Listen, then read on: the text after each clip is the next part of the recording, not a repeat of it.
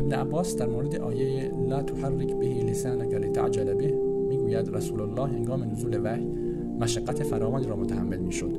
من جمله آن حضرت لبهایش را تکان میداد. ابن عباس میگوید من نیز لبهایم را همانطور که رسول الله تکان میداد تکان میدهم تا به شما نشان دهم که رسول الله چگونه لبهایش را تکان میداد. آنگاه خداوند این آیات را نازل فرمود: ای محمد، هنگام نزول قرآن شتاب زده لبهایت را برای فرا گرفتن آن تکان مده، زیرا جمع آوری قرآن و حفاظت و به یاد دادن آن به عهده ماست. پس هنگامی که ما قرآن را خواندیم، بعد تو خواندن آن را پیروی کن،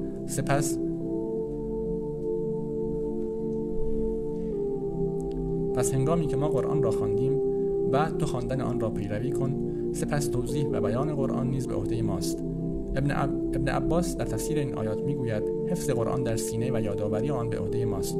پس شما سکوت کنید و به آن گوش فرا دهید. در پایان این به عهده ماست که توانایی خواندن آن را به شما عنایت نماییم. بعد از نزول این آیات هرگاه